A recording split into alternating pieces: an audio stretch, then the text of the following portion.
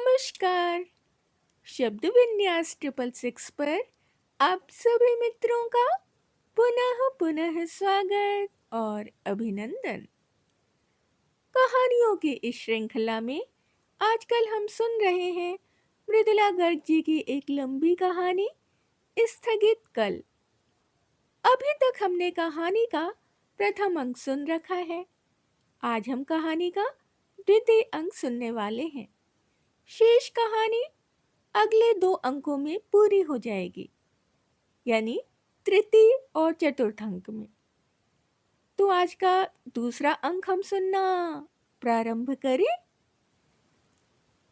विपिन। मैं प्रवीण के पास पहुंच गया।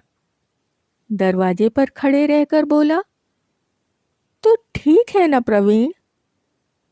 अब ठीक है ना? बिल्कुल ठीक है ना? हाँ, प्रवीण ने कहा। आ बैठ। मैं उसके पास बैठ गया। प्रवीण कुछ देर नीचे फर्श पर ताकता रहा, फिर बोला, तुझे जो रुपए चाहिए थे उनका इंतजाम हो गया। नहीं प्रवीण, मैंने कहना चाहा, मैं रुपए मांगने नहीं आया, तेरा हाल पूछने आया हूं। तू ठीक है ना? आया हूं कि अपनी आंखों से देख लूं तू ठीक है। रुपए मुझे नहीं चाहिए, सच नहीं चाहिए, अभी नहीं चाहिए। जब जरूरत होगी ले लूंगा। पहले तू ठीक हो जा, ठीक रह। मुझे तसल्ली दिला दे, ठीक रहेगा। श्रीवास्तव को मैं मना लूंगा।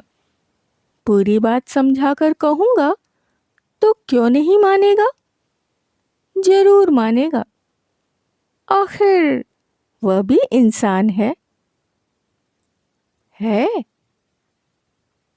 एक दिन भी मेरी खातिर रुकने को तैयार होगा? प्रवीण ने जेब से रुपयों की गड्डी निकालकर आगे बढ़ा दी।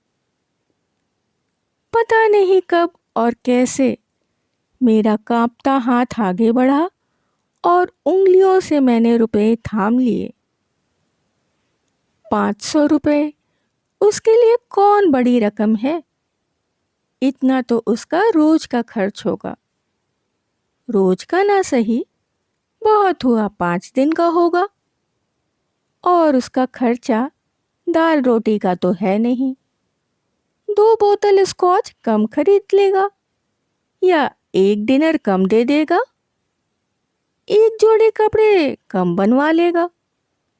बेडरूम के पर्दे 2 महीने बाद बदल लेगा या बीवी को 1 साड़ी कम ला देगा।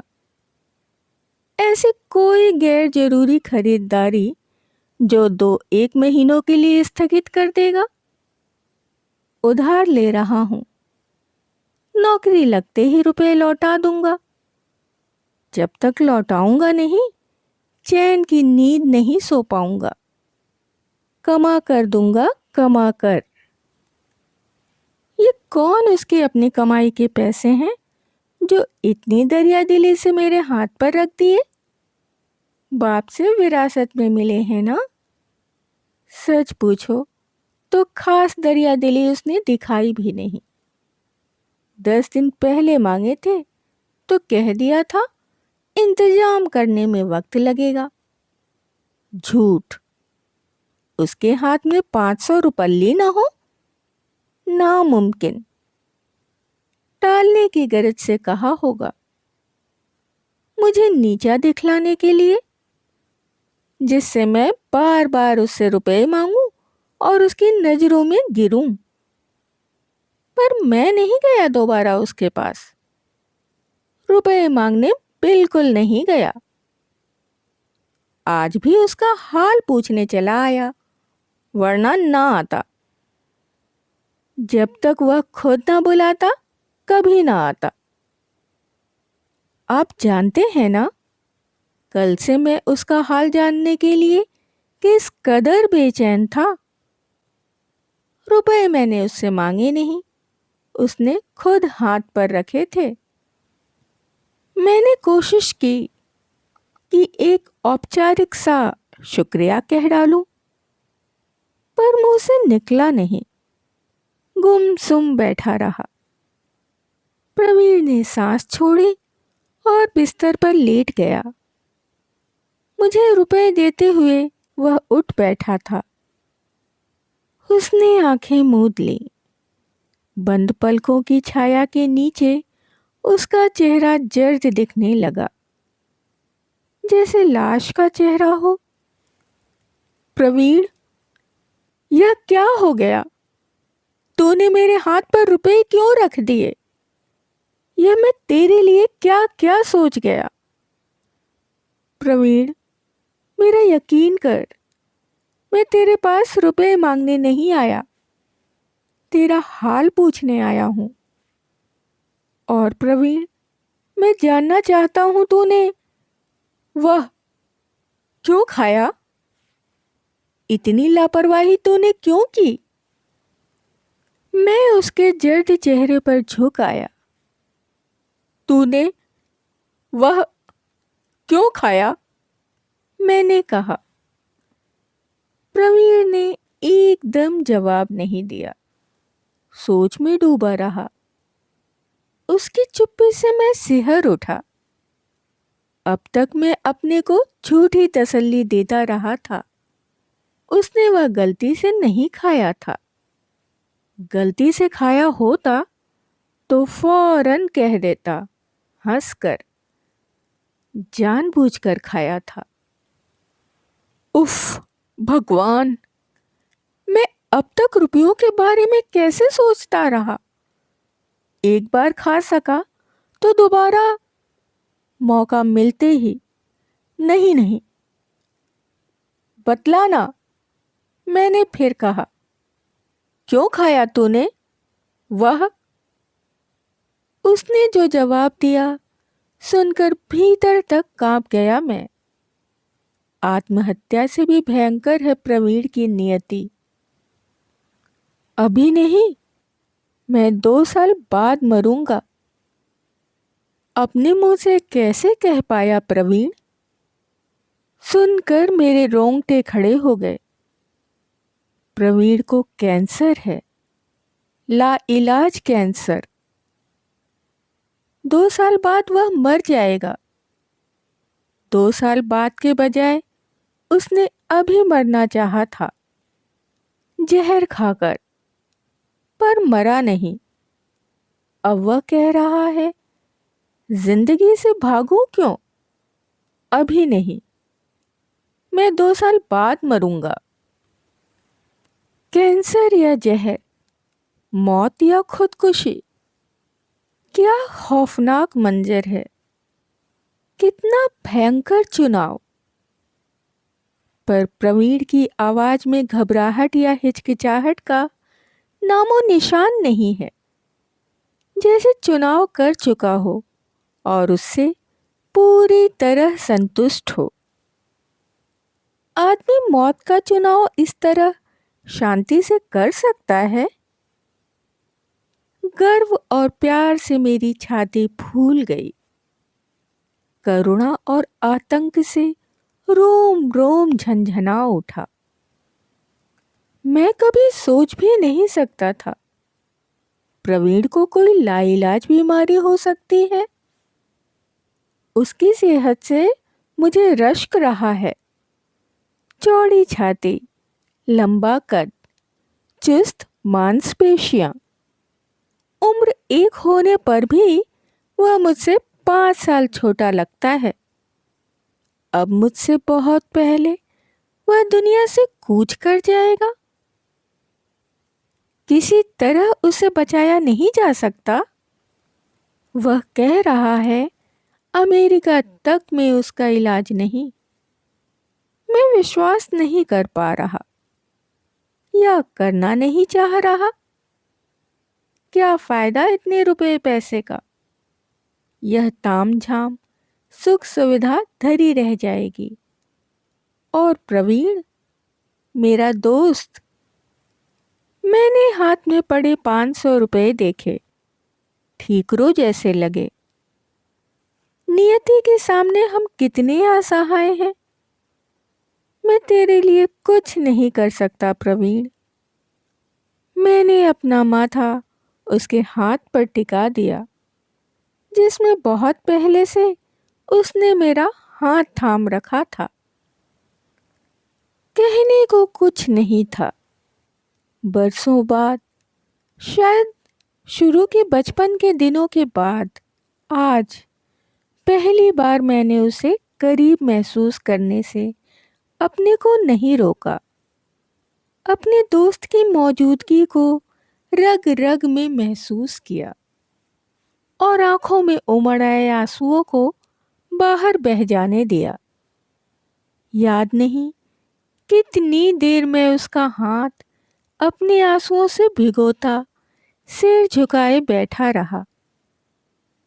आज से पहले मैं कभी रो क्यों नहीं पाया?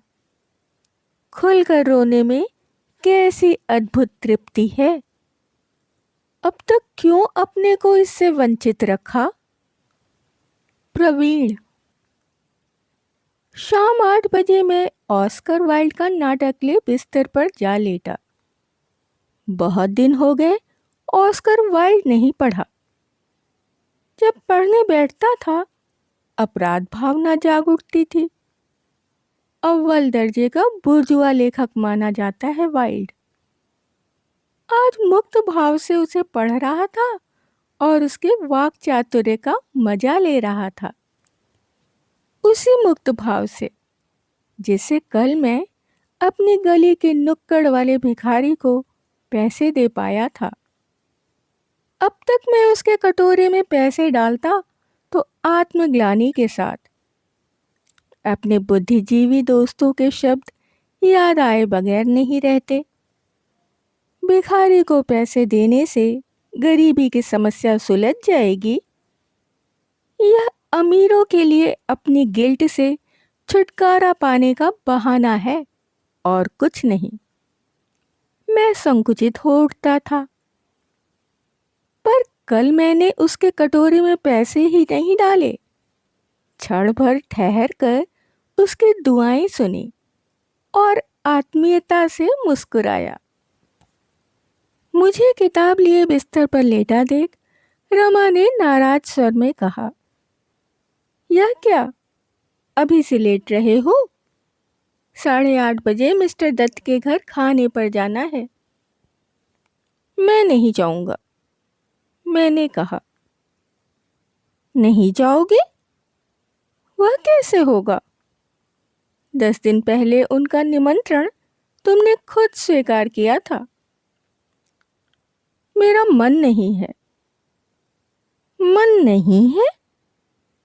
मारे आश्चर्य के रमा मेरे शब्द दोहरा गई। अपने समाज के औपचारिक आने जाने में मन कहाँ से आ टपका? कुछ देर के लिए चले चलो, जल्दी लौट आएंगे, उसने कहा। नहीं। देख लो, रमा ने तुनक कर कहा।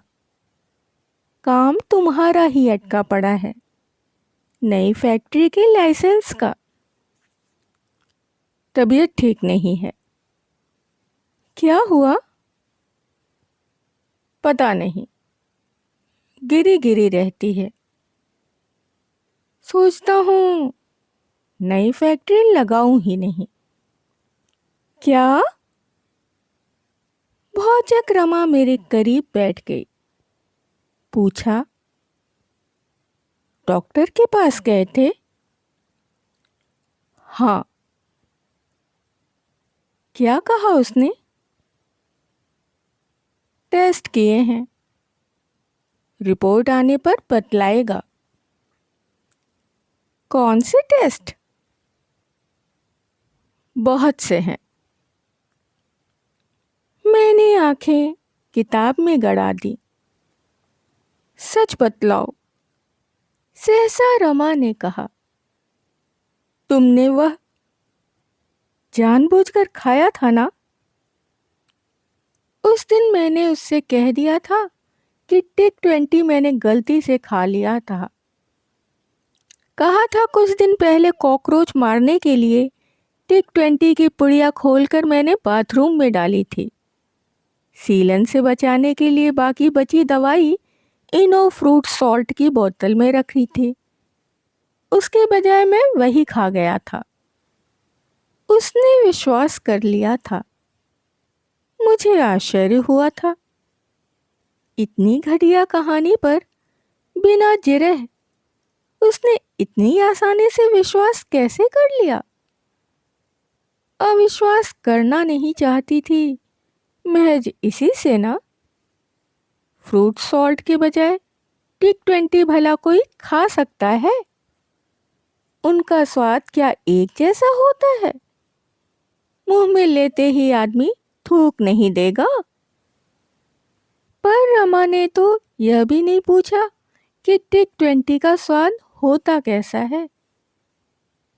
अभी भी उसे वह कहकर पुकारा था, जैसे डर रही हो कि नाम लेते ही पर्दाफाश हो जाएगा और नंगा, कड़वा और डरावना सच बाहर आ जाएगा। अपने पति का भी नाम नहीं लेती हिंदू स्त्रियां। पत्नियों का नाम ही कितने पति लेते हैं। मैं कब रमा को रमा कहकर पुकारता हूं? अब मैंने पुकारा। हाँ रमा, मैंने कहा। जानबूझकर खाया था। क्यों? रमा ने फुसफुसा कर कहा। क्या दुख है तुम्हें? उसका स्वर धीमा था पर शांत नहीं।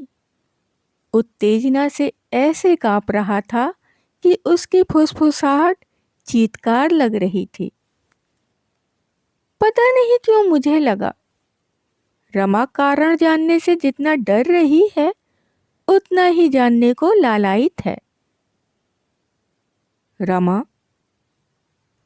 मैंने फिर उसका नाम लिया। शायद मुझे कैंसर है। हतप्रभ रमा टक लगाए मुझे देखती रही। जाहिर था यह वह नहीं था जिसे सुनने का उसे डर था और मोह। हाँ रमा, कैंसर। पक्का पता रिपोर्ट आने पर चलेगा। कैंसर? अब रमा ने दोहराया। मुझे लगा जैसे विपिन कैंसर शब्द से डरकर जहर कह गया था, वैसे ही रमा जहर शब्द से डरकर कैंसर कह गई है। शायद मेरा भ्रम था, पर मुझे लगा निमिष भर को रमा कैंसर का नाम सुनकर आशान्वित हुई है, आशंकित नहीं। फिर उसकी आंखों में भय तैर गया। कहाँ है? उसने पूछा। जिगर में। मैंने जो पहले सूझा वही कह दिया। जिगर? उसकी आंखों का भय गहराता चला गया। नहीं, उसने जैसे अपने आप से कहा। नहीं, वह नहीं। मैं चुप रहा। वह भी चुप हो गई। रिपोर्ट कब आएगी? कुछ देर बाद उसने पूछा। 4 दिन में। तुमने मुझसे पहले नहीं कहा? रमा बोली। हम बंबई चले जाते या अमेरिका? अब भी जा सकते हैं। पहले रिपोर्ट आने दो। अमेरिका में जरूर इसका इलाज होगा, उसने कहा। नहीं, जरूर होगा, उसने जोर देकर कहा। इतना जोर देकर बात वह तब कहती है जब जानती है वह गलत है। मैं चुप रहा। मैं सोच रहा था विपिन की तरह रमा की आंखों से निकलकर आंसू बेधड़क क्यों नहीं बहे? उस रात रमा भी डिनर पर नहीं गई। चुपचाप आकर मेरे बराबर लेट गई। क्या सोच रही थी वह? चुप, अपने में डूबी हुई। एक बार जब नाटक पढ़ते पढ़ते मैं जोर से हंस दिया तो चौंक कर उसने मेरी तरफ देखा, अजीब बहकी नजर से। क्या वह सफेद बुर्राक कपड़ों में अपने रूप की कल्पना कर रही थी? मेरी हंसी ने उसमें बाधा पहुंचाई थी। रात देर तक मैं वाइल्ड पढ़ता रहा, फिर बत्ती बुझाकर गहरी नींद सो गया। जागते सोते एक बार भी अपने झूठ पर ग्लानि नहीं हुई। इतना ख्याल जरूर आया कि टिक 20 का जायका वाकई बहुत कड़वा है। इस बार साइनाइड का इंतजाम कर रखना होगा। विपिन। प्रवीण के पास से उठकर मैं सीधा घर आ गया। विमला चौके में काम कर रही थी। आवाज देकर उसे बुला लिया। मन हो रहा था किसी का हाथ थामे बैठा रहूं। जब जो गुबार मन में उठे बाहर उगल डालूं, अपने को धिक्कारूं, अपने दुख की बात कहूं, प्रवीण के लिए आशा का सेतु खोजूं। क्या वाकई प्रवीण बच नहीं सकता? किसी तरह नहीं। हर बीमारी का इलाज होता है, कोई न कोई, कहीं न कहीं। माथे पर शिकन डाली विमला सामने खड़ी हो गई। बोली, क्या है? खाना अभी तैयार नहीं है। मेरी समझ में नहीं आया, बात कहाँ से शुरू करूं? अब तक जो कह डालने को तड़प रहा था, छुपा कर रखने को मन हो आया। प्रवीण की बात मैंने नहीं उठाई। कहा, 20 दिन हुए मेरी नौकरी छूट गई। क्या? विमला ने कहा। उसकी आंखों में भय झलक रहा था। हाँ, पर घबराओ मत, नई नौकरी मिलने की उम्मीद है। ओह, उसने कहा गहरे अविश्वास के साथ। नौकरी दिलवाने के लिए डॉक्टर का असिस्टेंट 500 रुपए मांग रहा है। तब उसका स्वर आतंक से झंझना उठा। कैसे होगा? रुपयों का इंतजाम हो गया। सच? और ठोस अविश्वास। हाँ। कैसे? अविश्वास के भीतर से झांकता उपहास। प्रवीण ने दिए हैं। 500? पूरे? हाँ। एकदम दे डाले?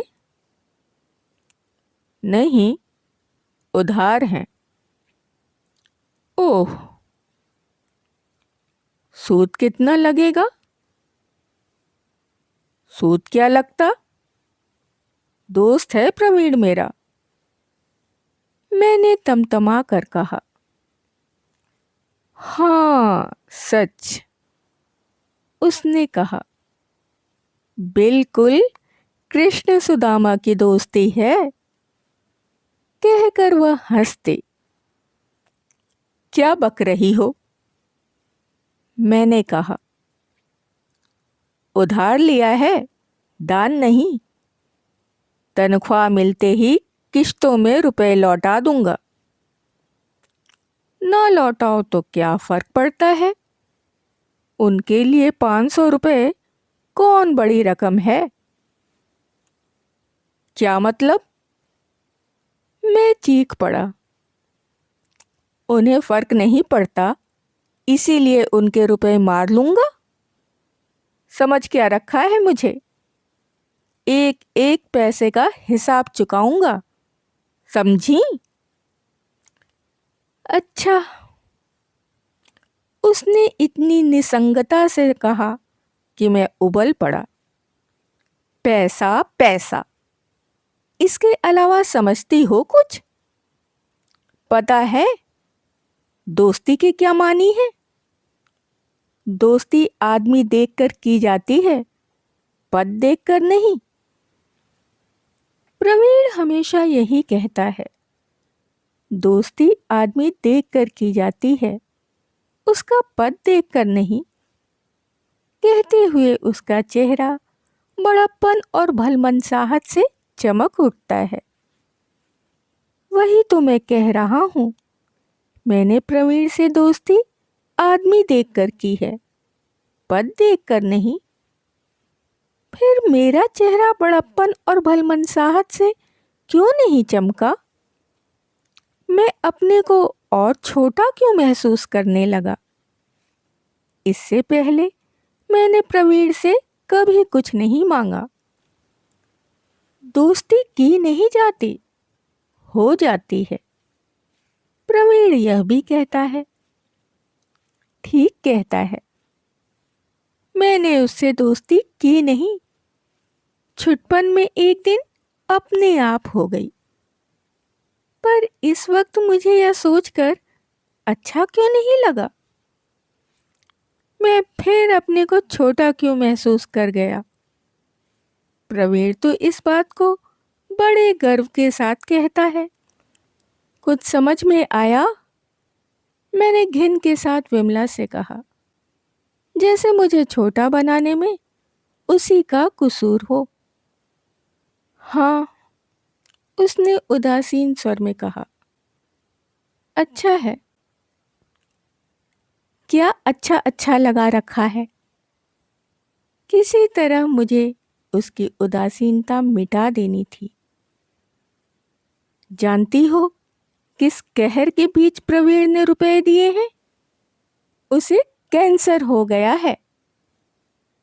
मैं चीखा और एकदम शांत हो गया।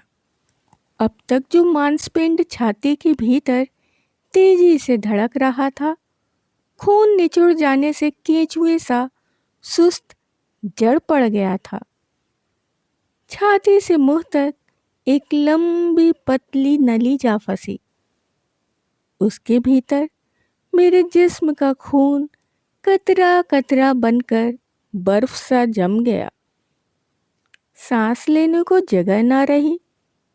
लगा सिर हाथों से पीठ हुक मारकर रो दूं तो शायद जमा मलबा हट सके और मैं दोबारा सांस ले सकूं। क्या कह रहे हो? विमला कह रही थी। एक चोट में उसकी उदासीनता झड़ गई थी। आशंका से उसका स्वर कांप रहा था। हाँ विमला, रोने के बजाय मैंने बोलने की कोशिश की, सफल हो गया। लाइलाज बीमारी है, कह रहा था 2 साल से ज्यादा।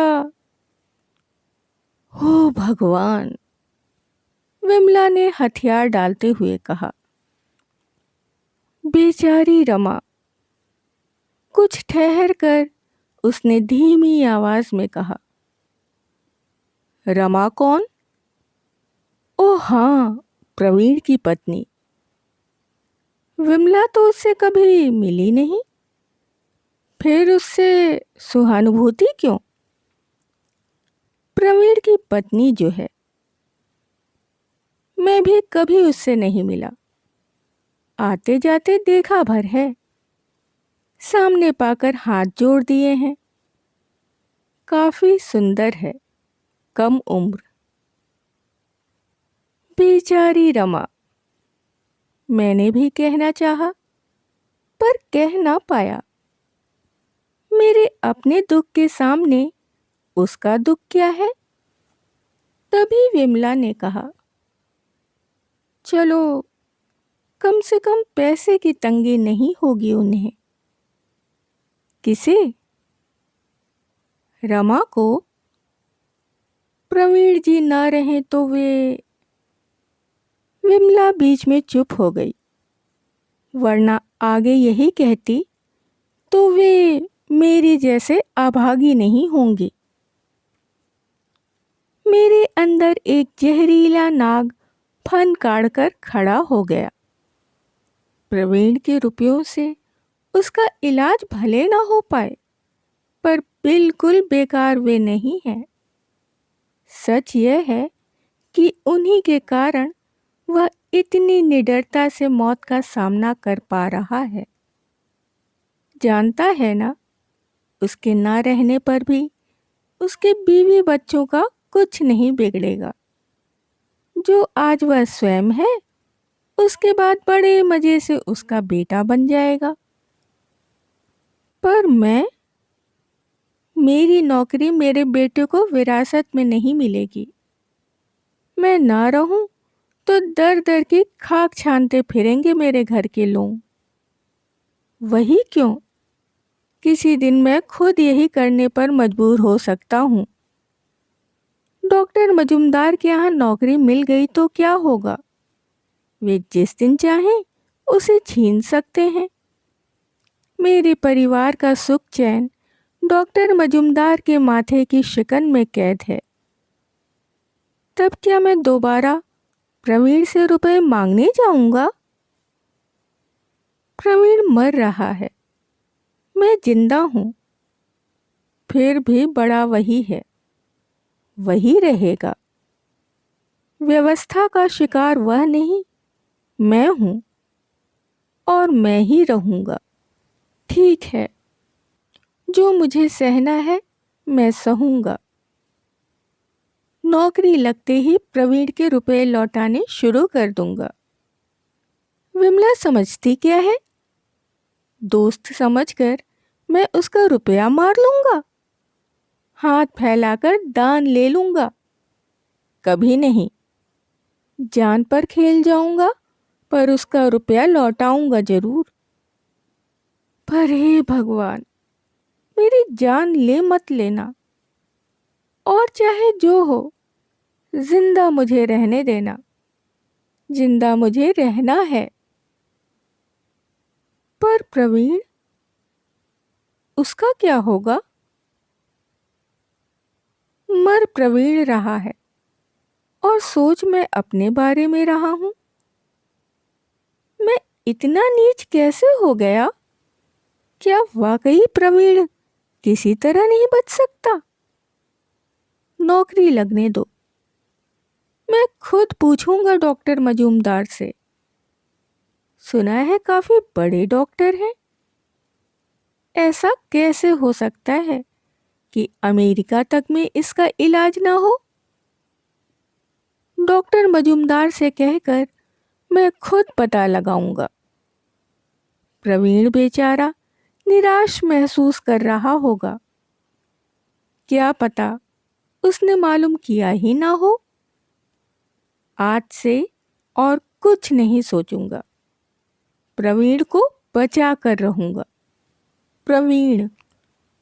अगले कुछ दिनों में एक काम मैंने यह किया कि दिल्ली के प्रसिद्ध कैंसर विशेषज्ञ डॉक्टर मनचंदा का पता लगाकर उनसे दोस्ती कर ली। मुश्किल काम नहीं था। ऊंची सोसाइटी में नए आदमी से दोस्ती कर लेना आसान है, मुश्किल है उसे बनाए रखना। खैर, डॉक्टर मनचंदा से दोस्ती हो गई। एक दिन मैंने उनसे कहा, डॉक्टर, मेरा एक काम करना होगा। कहिए, उन्होंने कहा। इससे पहले मैं सरकारी नौकरी के लिए उनके भतीजे की सिफारिश कर चुका था। इसके सिवा वे कह भी क्या सकते थे? आपको यह कहना होगा कि मुझे कैंसर है और मैं 2 साल से ज़्यादा नहीं जीऊंगा। क्या? उन्होंने अचरज से कहा। किससे? मेरी बीवी से। क्यों? ऐसे ही। यह समझिए, मैं एक प्रयोग कर रहा हूँ। माफ करना प्रवीण, उन्होंने नाराजगी के साथ कहा। मेरे लिए यह मजाक नहीं है। सच मानिए डॉक्टर, मजाक मेरे लिए भी नहीं है। मैं जानना चाहता हूँ मेरी मौत की खबर का उस पर क्या असर होगा। यहाँ मैं थोड़ा सा झूठ बोल गया। रमा पर क्या असर होगा जानने के लिए मैं उत्सुक नहीं था। हाँ, रमा को इस गलतफहमी में रखना जरूरी था कि मुझे कैंसर है। उसे झूठ का पता लग जाने पर औरों के सामने उसका निर्वाह कठिन हो जाता। अपनी बात मैं डॉक्टर से कह नहीं पाया। अपनी तरह जीने की इच्छा, मौत तक जाते, मौत और जिंदगी का अनुभव। मौत आने पर हम सिर्फ मर जाते हैं, पर अपनी मौत खुद देख सकें तो एक अनुभव हासिल कर लेते हैं। अपने दोस्तों का अस्वीकार, विपिन की नई निकटता, ये सब क्या कहने की बातें थीं? समझ नहीं पाते वे, और समझ लेते तो एक तरह से नंगा हो जाता मैं उनके सामने। हो सकता था वे जोर से हंस देते, ना भी हंसते तो इस मजेदार बात को किन्हीं दावतों में दोहराने के लिए याद रख लेते। नहीं, जो मैंने कहा वही ठीक था। सच ना सही, विश्वसनीय तो था। जानकर क्या करेंगे? डॉक्टर मंजंदा पूछ रहे थे। कुछ नहीं करूंगा, बस जानूंगा। मैं आपको विश्वास दिलाता हूं, करूंगा मैं कुछ नहीं। डॉक्टर मंचंदा चुप रहे। मुझ पर विश्वास नहीं है? मैंने पूछा। विश्वास तो किसी पर नहीं है, कहकर वे हंस दिए। विश्वास ना करना मैंने बहुत मेहनत से सीखा है। सिर्फ कहना ही तो होगा, मैंने कहा। सिर्फ कहना नहीं, झूठ कहना, पर सफेद झूठ। उससे किसी का नुकसान नहीं होगा, मैं जबान देता हूं। देखिए, कुछ सोचकर उन्होंने कहा, लिखकर मैं कुछ नहीं दूंगा।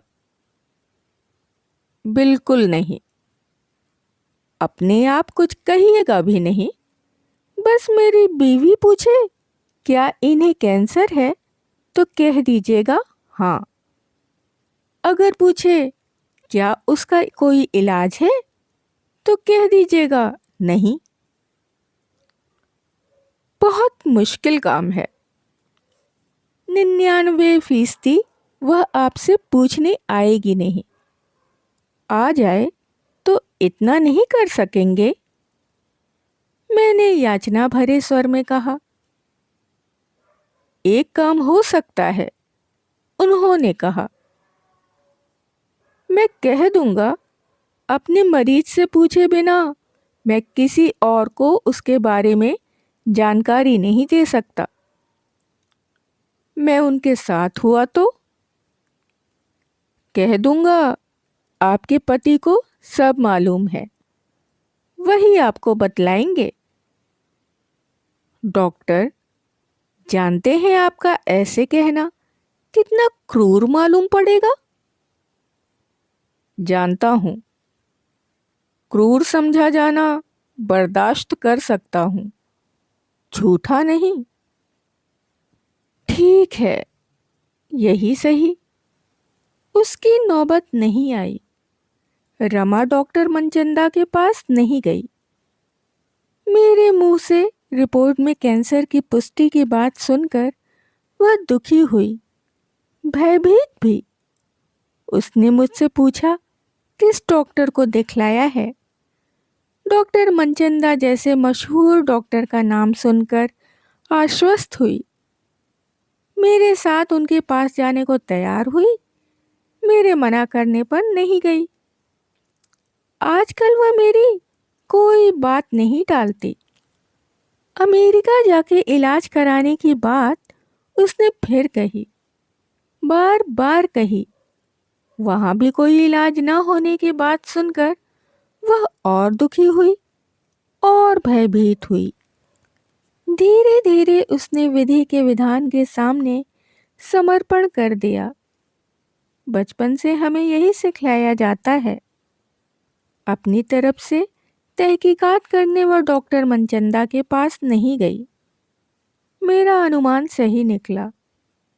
रमा कम से कम जानना चाहती है।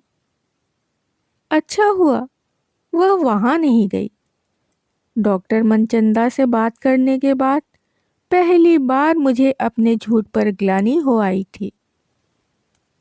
अभी आपने मृदुला गर्ग जी की कहानी स्थगित कल का दूसरा अंक सुना।